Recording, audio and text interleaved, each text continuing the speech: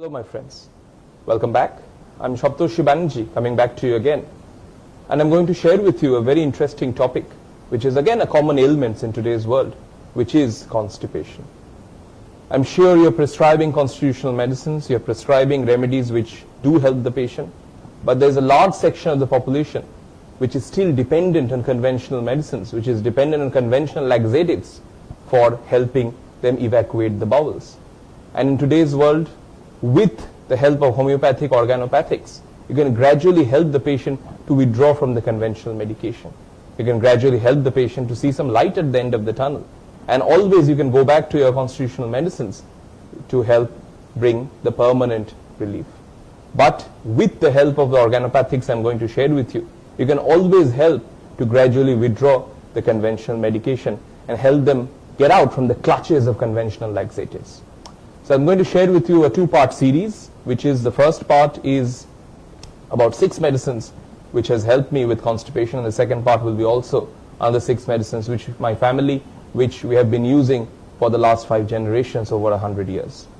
So without any further delay, my first medicine in this group, my friends, is aloes socotrina.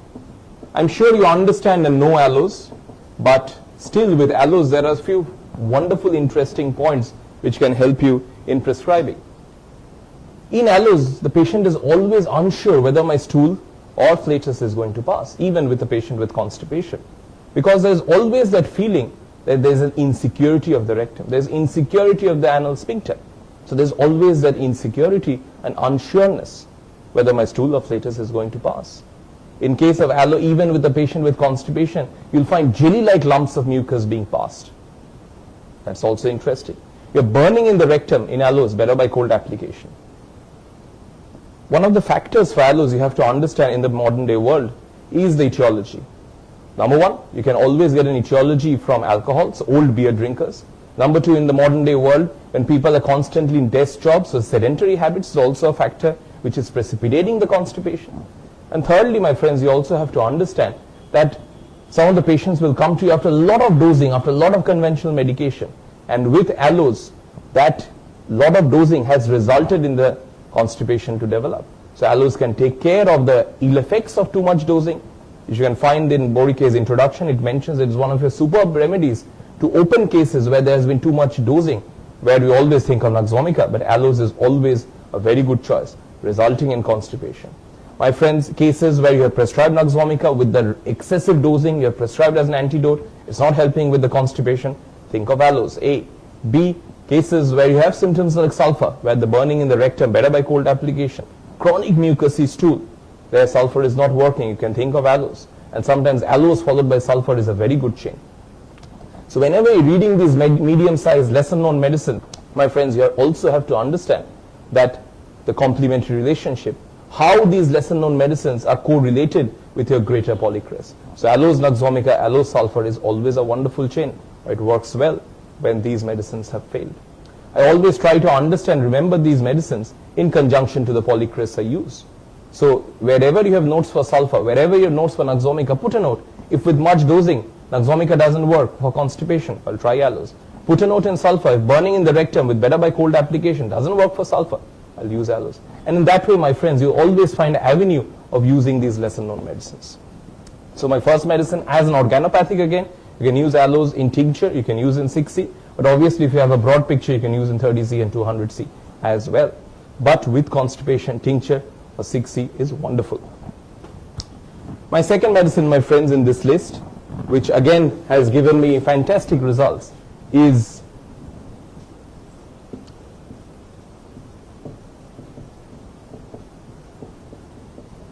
Mercurius dulcis, another fantastic medicine. It's one of the prodigal sons of the Mercury family, or what I say is the step brother of the Mercury family. Why? You understand all Mercury medicines are generally dysenteric, but with Merc dulcis, it can be constipated. If you see in the relationship of Borike, you will see it's mentioned that it is used to secure evacuation of the bowels in palliative doses. So a constipated Mercury, even if Merc dulcis has dysentery, remember it's again the step brother of the Mercury family. All Mercury medicines have dysentery with tenesmus, so there's a lot of rectal and abdominal spasm. But with Merc dulcis, there is no abdominal spasm at all, there is no rectal spasm, so dysentery without an isthmus is important for merged ulcers. But also there are a few other factors. Whenever you come across cases of chronic middle ear infection or recurrent middle ear infection with constipation and you need something to help evacuate the bowels, your merged ulcers is a fantastic medicine. So you can use merged ulcers with wonderful effects to help in evacuation, especially in cases where the patient has recurrent middle ear infection, where merged ulcers will help with both, will help with the middle ear infection, will help with the constipation as well. Few other factors for merged ulcers. With the constipation there is dropsy. There can be dropsy due to renal or cardiac disease combined. Sometimes merged ulcers has the mercury features, which is profuse salivation, dark, offensive, putrid saliva, a lot of bad breath, a lot of mouth ulcers. So the common mercury features can always be there. But Clark mentions a very interesting thing about merged ulcers. He mentions soreness in the rectum is one of the keynotes of merged ulcers. He also mentions pallor is one of the keynotes of merged ulcers. Patient is pallid as a corpse. So that kind of pallor, sometimes due to dropsy, sometimes due to the liver affection where cirrhosis can be a factor and anemia is resulting as a consequence of that. But my understanding for a day-to-day practice is whenever you come across a mercury who is constipated, think of merged ulcers. Whenever you come across a mercury who has recurrent middle ear infections who is constipated, do think of merged ulcers. I use it in constipation as a palliative, in 3x, 6x as an organopathic to help evacuate the bowels. And you can use it 1/4 teaspoon in a cup of water 2 to 3 times a day. Stop when improvement ensues. You know, all these are remedies to help you in cases where the patient is dependent on laxatives. You ask the patient, do not take the laxative, take merged ulcers instead. And you know, they will give you light at the end of the tunnel. Gradually over 4 weeks, 6 weeks time, when you see the patient has gradually withdrawn the conventional medication, you'll see more symptoms of the constitutional medicine is coming up. And that's why I have shared in previous videos as well, PPP, prepare the patient for the polycrest. So that's very important with merged ulcers. Potency 1x, 3x, 6x potencies to help in evacuation of the bowels. Trituration 1/4 teaspoon in a cup of water 2 to 3 times a day. You stop when the patient gradually improves. And all will help you to gradually reduce the burden of conventional laxatives. My third medicine, my friends, in this list is a tried and tested medicine, and the medicine which I'm sure you know is Chelidonium majus. But again, as an organopathic in tincture of 6C, how you can think of Chelidonium? If you think of the common symptoms of Chelidonium, which I'm sure you are aware of, pain under the right inferior angle of scapula, which is a common symptom with Chelidonium's constipation. It's a desire for hot food and drinks, which is again a common symptom with Chelidonium's constipation. There is sheep dung stool, hard, lumpy stool like sheep dung, which is again a common feature of Chelidonium. But there are a few factors which I give importance when prescribing Chelidonium as an organopathic. You'll find a very strong bitter taste in the mouth, a bilious taste in the mouth, which is important for Chelidonium. You'll find in Chelidonium there are liver spots on the face, so the dark brownish pigmentation, liver spots in the face with a patient with chronic constipation. Chelidonium can help with that as well. And with Chelidonium, we'll always very interestingly find there's always a constant lethargy. If you look in Bodice's introduction, you'll see there's a general lethargy and there's an indisposition to make any effort. So which is also an important factor with Chelidonium's constipation. So with the symptoms which is known to you, do add the bitter taste in the mouth, do add the liver spots, which is important. Sometimes you'll see patients coming to you who are constipated and have chronic liver spots, and Chelidonium in tincture 10 drops twice a day for 4 to 6 weeks can help you in taking care of the liver spots as well. And thirdly, as I shared with you, the lethargy, the indisposition, I don't want to move, I want to be quiet. That's important also for Chelidonium's constipation. When you're using Chelidonium as an organopathic, tincture 6C again is helpful in patients who are dependent on laxatives. My number 4 in this list, my friends, is again another known medicine, a medicine which you have known for years, is Hydrastis canadensis.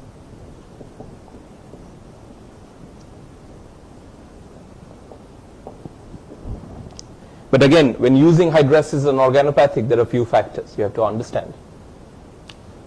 If you think of 3 common symptoms, low appetite, emaciation, and debility. If you think of these three symptoms separately, these are common symptoms. You'll think these are general symptoms. But my friends, Jugal Kishore mentions this in his book, that whenever you have 2-3 common symptoms, but these are occurring in conjunction at the same time in a single patient, you call this as a symptom complex. And this symptom complex, my friends, can always be a characteristic when occurring in conjunction. And this is one of the factors for prescribing Hydrastis. 3 common symptoms of emaciation, of low appetite, of debility, but when occurring together as a symptom complex in one single patient, that's a characteristic for your Hydrastis canadensis. With these factors, a patient with constipation, what is interesting for Hydrastis, you can get 2 ends of the spectrum in terms of sensation. You can either get a sore feeling in the stomach, which is almost constant. Many authors mention this, and you'll find this verified clinically. Or you can find a Hydrastis who has an empty organ sensation in the stomach.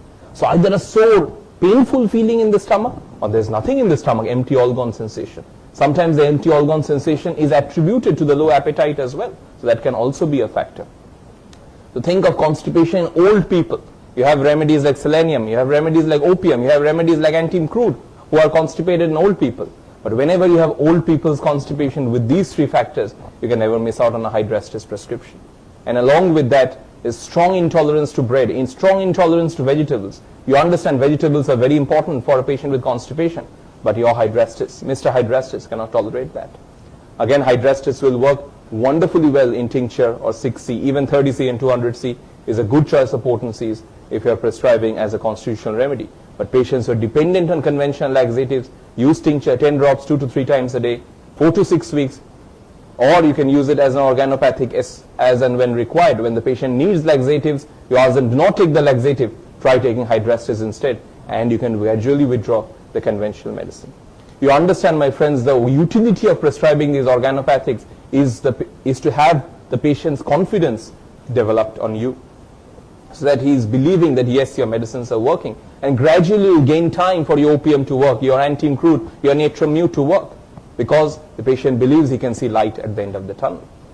So that's my 4th medicine in this list, my friends, Hydrastis canadensis.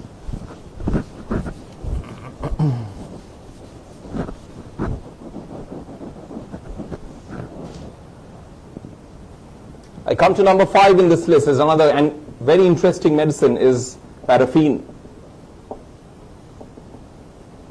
Paraffin is one of your celebrated medicines for children constipation. And whenever you come across cases of children constipation, where there is ineffectual urging for stool, there's a sensation, Mom, I'm going to pass a lot of stool, but actually nothing is passing. And even if they pass a little quantity of stool, it is hard, it is expelled as nuts, and that is very, very important for your paraffin. So not much bigger picture, but children constipation, when the moms are really concerned, and mom is telling you that the child is wanting to pass stool, but it goes, but nothing comes out, closer to the domain of nux vomica, you'll think of paraffin. And if anything is passed, it's hard as nuts in case of paraffin.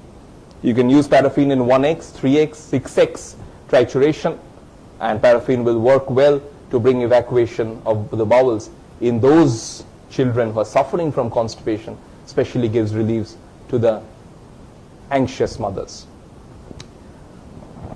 My next medicine, my friends, in this list is another very interesting medicine I've used with wonderful results, and I want you to try it as well, is Terminalia chibula. This is a medicine which has been used in Ayurvedic literature for thousands of years. It's also known as Haritaki, and it has a fantastic value in case of constipation. Again, think of those adults which have nux vomica, lycopodium, sulfur-like symptoms, frequent ineffectual desire to pass stool. Nux vomica, sulfur, lycopodium are your top polycrest which has the ineffectual urging for stool.